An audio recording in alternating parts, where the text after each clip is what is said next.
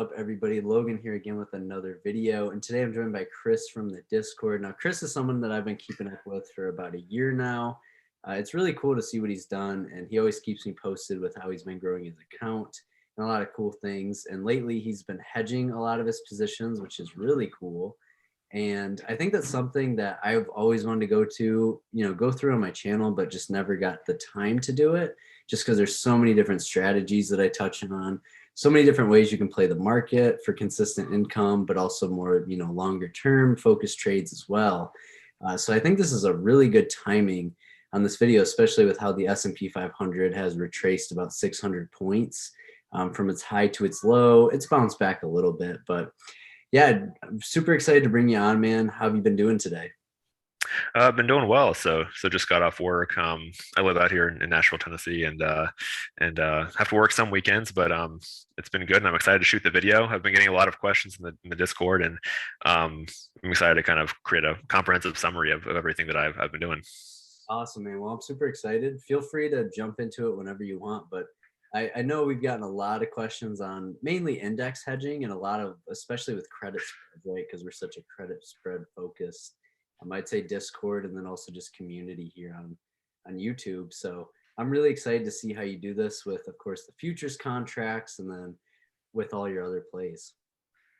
Yeah. So I'll probably do the futures contract portion second, but as far as there's multiple a million ways to skin a cat, and there's multiple ways you can hedge your positions. And probably the one that's more applicable to most account sizes is just adding in the call side to a trade. Mhm. But you have to do that kind of strategically, because you can't just condor the same expiration and then hope to collect enough credit necessarily to have a debit to be able to, or to collect enough credit to be able to roll your position for a debit. So probably start with the call side hedge that I do and kind of go into detail about that, and then and talk about the futures hedge after that, which is a little bit more powerful but a little more risky as well. So I think the best way for me to do this is probably just to show you guys my SPX position that I'm in, because you guys can see here, I'm stuck in these 459s and these 457s, or 459 and a halfs and 457 and a halfs, fully breached. We're down at the 443 level. And so basically, if I do have to end up rolling this position, it's probably going to be for a debit unless I add contracts, which that's a perfectly viable way, first of all, of rolling your positions, is adding contracts or widening the strikes to add collateral. But right now, for my risk parameters, at least, I'm a little bit maxed out as to the buying power that I want to personally add to the trade. So instead of doing that, I basically plan on rolling the trade, but for a debit, but then finding a way to collect that debit back. And so the name of the game with hedging is, well, at least in my style, is to find ways to pay for the debits to continue to roll the spreads until they're in the profit zone. So let's see, for example, if I have this one expiring next Friday, so I'm going to go ahead and model a roll. So this expires February 4th. And so let's say, I don't know, we probably don't need to roll it out this far, but let's say I want to just be super safe, kind of like Maz in the Discord did. He rolled it out like all the way to June, I think. But let's say we go to like February 25th, maybe, and maybe we want to roll it down to, let's see if this is a good level, 455.5 by 453.5. So if I roll it down to there 3 weeks out, lowering the strikes by, from the 459 level all the way down to here, it will cost around, what is it, like a $5,000 debit, it looks like. So basically, whenever I look at, how much of a debit it's going to cost, I basically, in my mind, when I'm hedging something, I think, how can I make up this $5,000 back, or what ways can I make that $5,000 back? Because if you pay a debit that's coming out of your account, you have to find a way to get that back somehow. So the way I usually like to do that is with the call side. And I don't like too much to do the call side of that same expiration, because you're not going to get a lot of credit, or you'll get some credit, but you're not going to get enough to completely hedge the position and to completely offset that debit you paid. Right. Like if I pay $5,000 to roll that, and then I let's say put on the call side that same expiration, I'm gonna have to put up quite a lot of contracts to make that $5,000 back. So what, like probably eight, I'll probably have to put up 8 contracts from the opposite side. And the problem with that is, like, if it rebounds and blows through these 8 contracts, or blows through this call side, then you're going to end up with a loser on the call side. And then you're stuck in that spread. So Right.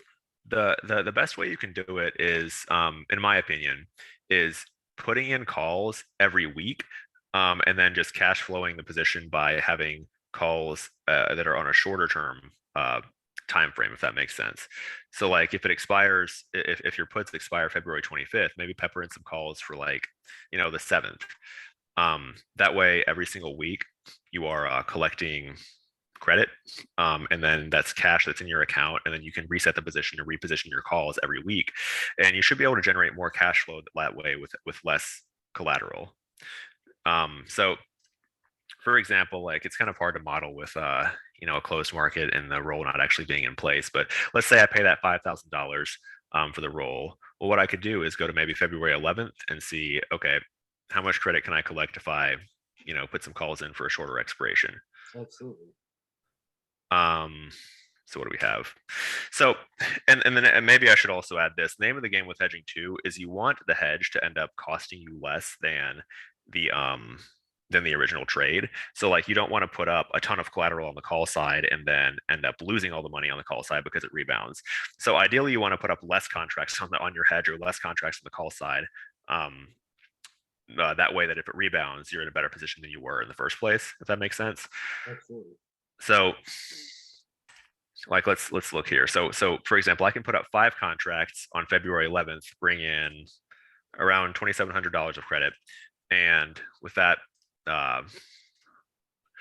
with that 5 contracts, like let's say we rebound and it completely blows through my strikes here, well then I'm only trapped in 5 contracts. So I was trapped in 10 contracts on the put side, but if I pepper in the call side, then I'm only trapped in 5 contracts. So like the idea would be that you just keep adding these contracts every single week, and if the stock stays like way down here in the 440s or 430s, well, then you keep making income on this call side, and then you just keep adding this call side in over and over. I'd add it in on the 11th, then I could, when that expires, add some in for the 18th, and pepper in some more of those, and basically keep bringing in cash flow with less contracts on the call side, but basically keeping the risk lower on the call side while still adding collateral to the account and still increasing the cash flow in the account, if that makes sense.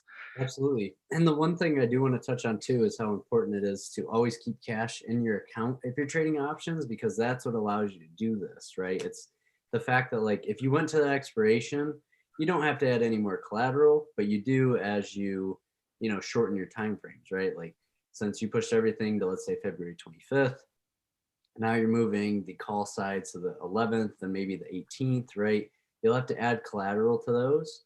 So that's something that's really important to remember is like, hey, why not add 10 grand to the shorter term calls, right? The shorter term call spreads to save, your 20 grand that is in the money right now, right? So you're still making that money, making that debit back.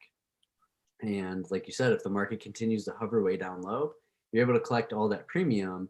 And then by the time that your contracts are due to get moved again or adjusted or pay that debit or whatever, right around February 25th, that's when you can really zoom out and then either restart the process. Maybe you find a better way to roll that position, like you are comfortable adding or anything like that. So that's something also I think people should keep in mind here is like you're actively adding collateral when you're not using that same expiration date. Yeah, that's a good point. So, keeping cash to manage on the side is king. And if you have your entire account in a trade that gets max breach, that's going to be a lot harder of a position to manage. And, that's not what I want to touch on in this video. Ideally, you would have some cash left and your entire account's on one trade.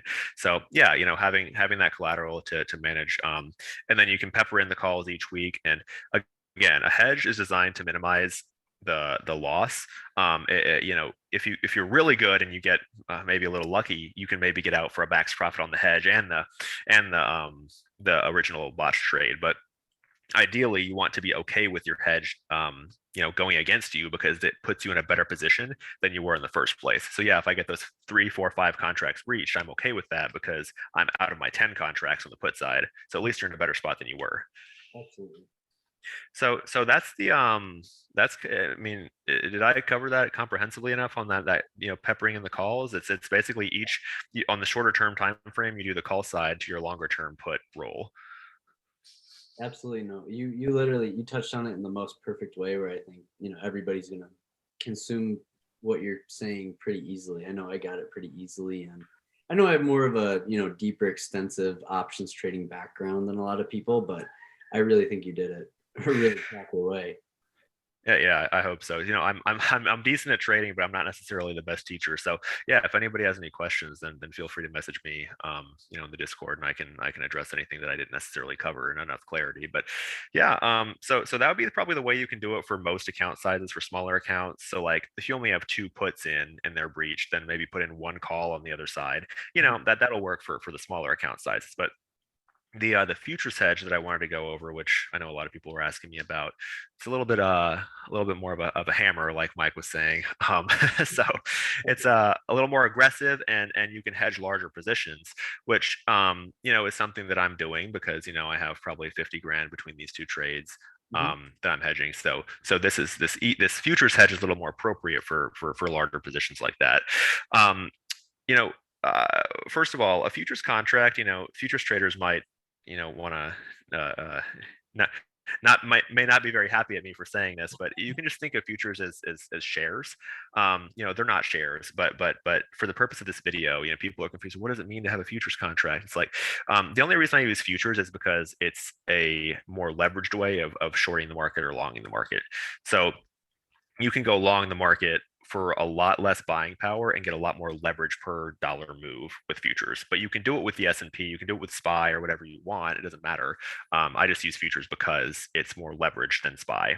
Mhm. Um, so, basically the idea is that if you're stuck in put spreads, I want to short the S&P to hedge any further downside move. So that's the name of the game. So if you're not if you're confused by futures, just think of it like shorting SPY. So if I short 500 shares of SPY, right, that's going to take, first of all, take so much buying power. But let me even pull it up.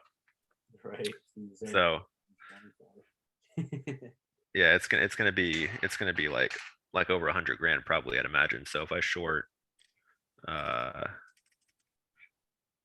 I short 500 shares of SPY, Is it 200K? That's not coming up, but yeah, it's not popping up. Maybe the mark, I don't know what it is, but either way, it's going to be like hundreds of thousands of dollars to short that kind of. Um, there's no way you can short 500 shares of SPY with most account sizes. So the reason I short ES, and it may still not pop up, but ES is only going to cost me like um, it's only going to cost me like 15 grand of buying power if it would actually show it. So you can basically get the same leverage as shorting a bunch of SPY as you would if you short like one contract of ES. So basically, one contract of the futures is every dollar the S&P moves, or every dollar the SPY moves, or every 10 points the ES or SPX moves, you're going to get $500 of profit loss. So if you short ES and then SPY goes down a dollar or ES goes down 10 points, then you're going to make $500.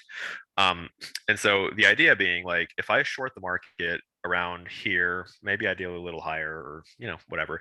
If I short ES here around 442, or what is it, 443 on ES? Yeah, 442 on ES. Then if we go down back to like 432, well, I just have put five grand in my pocket. You know, if it goes down that 100 points or that $10, like that's five extra grand. You cover it, boom, that's easy. oh, Um, and so your hedges, you basically have to weigh the how much certainty you want versus how much potential you want. So if you just want unlimited profit potential, then just short a ton of ES, and if it goes down, then you make a ton of money, right? If you short five of these guys and then it goes down, if we go down to 400, then you're gonna make like 100 grand, 200 grand, something like that. And that's the extreme version of unlimited potential but no certainty and potential for a lot of loss if it goes back up. absolutely. So um, the confusion I think came from some people was when I talked about covering these trades or selling a put against these ES positions. So what I like to do basically on my ES short positions is I like to sell a put under them, because what that does is it's like the inverse of a covered call. So if you think of like in a covered call, if you long shares and sell a call above it, if the stock chops sideways, you make money. If the stock goes up, you make money. And if the stock even drifts down a little bit, you make money, right? Because you collect the premium on the call side, and then you collect the money on the shares appreciating in value. And so even if your call gets breached on those shares in a covered call, even if it rips through it, first of all, you still keep the premium and you keep whatever the call or whatever the shares appreciated. So if you don't understand a covered call, that's probably a little too much for this video, but that's the idea, is that this is a covered call flipped on its head. So it's a covered short or a covered put. I don't know what the word for it is, but but I it's don't know what the word for it would be now that I think about it, because it's like flipping in my brain now, right? Because normally I don't do this, but normally I just cover calls. It's really funny to think about. yeah. So it's kind of that flipped on its head. So basically, I shorted an ES yesterday on Friday at around 436. And then basically my idea was like, okay, if it goes down, I'm going to make money on it. But I also wanted some certainty that I was going to bring in income on the trade. And so, for example, this premium was different on Friday because the stock moved. But for example, like if I cover it here, I bring in $1,000 of premium on this ES short. Yep. And the way a cover, any cover works is you keep the premium no matter what. So if ES rips through the roof, if it slams, no matter what happens, you keep this $1,000 of premium. So the reason I like that is because that generates guaranteed cash flow every single week. So if ES slams, I'm going to make money on the ES, the shorted side going down, and I'm going to keep the premium. So that's like a max profit on your short or your max profit on your hedge scenario. But if ES goes back up, I also mitigate some of my upside risk because I first of all brought in, I think on Friday this was like 2,500 or something. So I mitigate some of that upside risk because by shorting this, if it goes up, you're going to lose money. So having this credit coming in, the S&P going up is going to cause you a loss. But like I was saying earlier, the name of the game in a hedge is you want the hedge to lose. It's kind of like health insurance, right? Like if um you would rather just shell out $300 a month for health insurance and never use it, right? Because that means you're in perfect health. Yep. So I am okay with losing this money if ES or the S&P goes up because I want my spreads to look better. So I'm up here in like the 4,500s range. So if ES goes up and loses me, whatever it would be, probably come out to like 10 grand by the time I'm out of it. Like if I lose 10 grand on that I'm not too worried about that because I kind of signed up for that. I know that I'm potentially going to lose 10 grand, but that's the purpose of a hedge. Is this is like I'm trying to hedge 50 grand, so I'm okay with risking 10 grand to hedge that, you know. So, but that's the idea of it. You basically it's a covered call inverted. You sell a put under it, and again, when your short blows through this put, if it keeps going down, you keep the premium no matter what, and then these offset each other in a 1-to-1 ratio. So like as ES keeps going down, this put appreciates in value at the same speed, meaning they completely offset each other, so you don't lose anything. You those offset each other, and you just keep the premium. So I think that was probably some of the confusion, was like not necessarily understanding how a covered call works or a covered short works, to where if it hits that strike, you still make money because they offset each other in a 1-to-1 ratio. Absolutely, man. Well, that really clears up a lot for me. I like literally my mind is like exploding and just understanding right now, because like I don't mess with futures contracts. That's just something I'd love to do. MES and ES. I used to paper trade them a little bit, but that's something I really want to get it into this year because I just think there's so much potential to it. And right now, I mean, you're literally showing me the potential for it. Yeah, and I mean, you don't have to overcomplicate it. It's just like shorting SPY or something. So, if you ES is just more leverage. So if I shorted 500 shares of SPY, then I could sell, five of these, just like an inverse covered call. I could sell like five of the 435s or something, and then you would keep that premium no matter what. Um, it's just shorting the S&P and then capping your profit potential. So that's the disadvantage of putting a cover on it, is that if we go down to 400, well, then you cap your profit potential, so you don't get to make all that money on the full way down. But it gives you that certainty of knowing you're going to bring in premium every week. So that would be for a bigger position, but I would say for most account sizes, the peppering and the calls each week on that longer term puts the better option. But for this, if you have like a massive position and you want to hedge powerfully and bring in 2, 3, 4, 5 grand a week, then this would be more appropriate.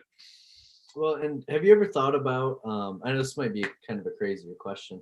Have you ever thought about where like your hedge is bringing in like 4 grand a week, and you push something out a month, right? And your max loss is 20K on, let's say, your put side, and you make that 4K every single week. Do you ever think about just letting the position go and breaking even in general? Like, hey, I'm still 300 points away. This expires in 2 days. I've made all that collateral back. Should I just let it go and reset? Have you ever thought about that? Or is that something that you still kind of fight for that position? Because now you're like, look at all this extra buying power I have from hedging. Let me keep working with it, right? Yeah, no, good question. Personally for me, I would probably just break even and reset, because at that point you can position your strikes to such a better spot that you can just initiate a fully new trade.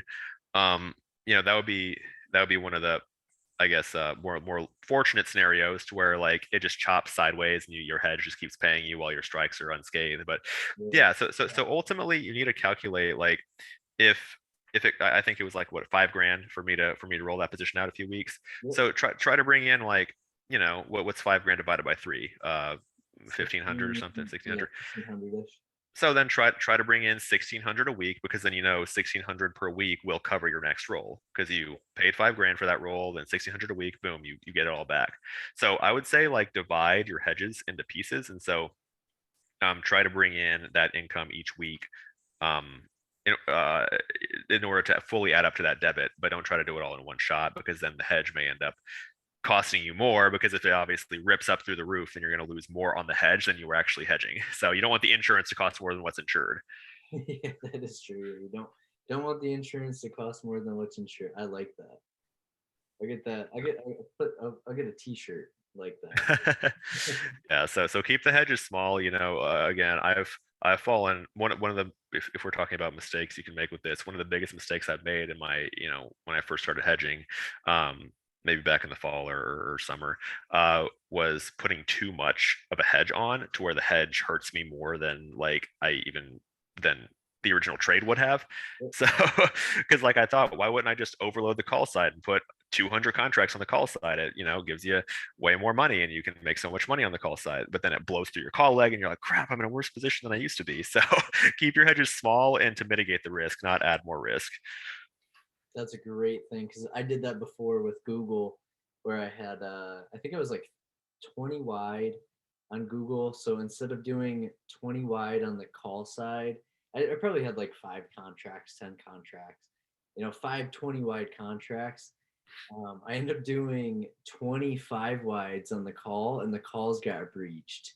And I was like, wow, now to adjust this, if I wanted to widen again, I'd have to add another 10,000 in collateral versus, adding an extra 2,500, right? So I was like, oh, that's where like that hurt me before, right? After a really good earnings report. And I think I was in the money by like 10 points or 20 points. And that was probably a situation where stop loss was better, but I was just more excited to get out of the put side. And just like mathematically, I was like, that's a 93% chance this doesn't get tested. And then it end up ending in that 93.7% percentile or whatever. And I was like, Mhm. sounds about right. Or you're like that close, right? So I've had that happen before, especially when it comes to credit spreads, right?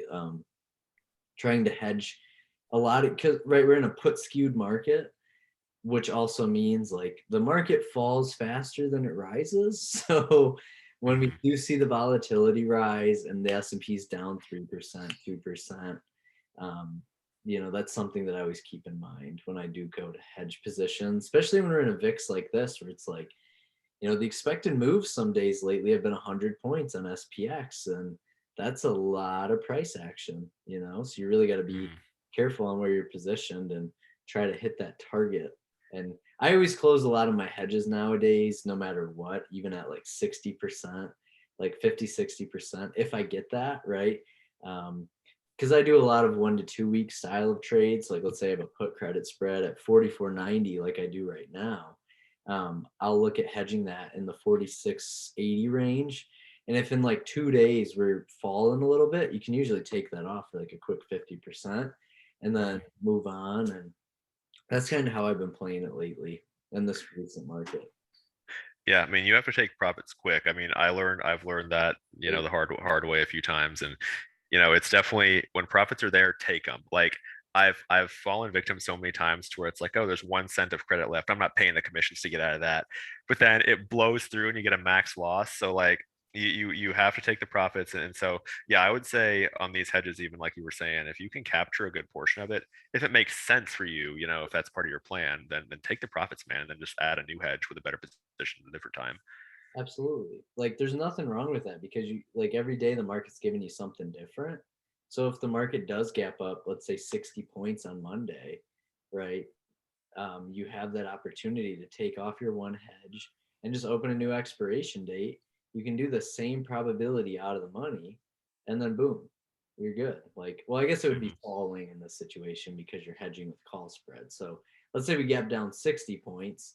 You collected 50% of your premium. Let's take that off and now reset and look at the next position, how many days out, outside the expected move. We could get deeper into that, of course, in another video and like your specific math. But I think we touched on everything pretty well so far in this one. So if you're cool at calling it here, I'd be totally open to it. Yeah, definitely. I'll add one more thing here that I Ooh, forgot to add. let's So hear so it. the goal, um, so I just anticipate I'm going to get this question. So if you do get your call legs blown through, like if you're hedging these puts like I have here, well, I already have that call hedge in place at 4,500. So I hope I get this call leg blown through because that's my goal. I mean, I'd rather get this blown through and be stuck in 5 contracts than 10. Um, but the question would be like, well, what do you do then? Well, I would roll these calls up and out probably, and then I'm stuck in 5 calls, and then I would do the exact same thing on the put side. So I'd maybe put 2 or 3 puts against these calls and hedge my calls, and then you basically shimmy your way out contract by contract until you're at one contract or nothing. So just roll the calls if they get breached, and because that's part of your game plan, and you want that to happen. That's a great idea. I didn't even think about that. Shimmying your way out, just pay that debit, and then slowly add those put contracts to it, right? Try to shimmy your way out contract by contract instead of, hey, let's match this or let's add more to the hedge, like you said. There's no reason to. And that's where I've gotten burned multiple times, was doing that. Yeah, yeah, that it happens to all of us. But yeah, that's pretty much everything I had. I hope I was somewhat clear about that. I know it was it's a little bit hard to explain on just a computer screen and orally, but yeah, just make sure your hedges are small and you know don't make the mistake I did of over hedging because it looks exciting and like, oh, you looking at all the money you can bring in. Make Yeah. sure you what's the saying? Hope for the best but expect the worst, right? So have all scenarios accounted for. But yeah, is there any questions I can answer or anything? No, I think you touched on everything. I really do appreciate, something I really do appreciate, want to touch on is your help in the Discord, especially when people do ask questions to you and you get back to them. And, just even offering this in general, where you messaged the chat one day and me and said, hey, I see a lot of people are maybe in their own trades or a couple trades that they're not very happy with currently.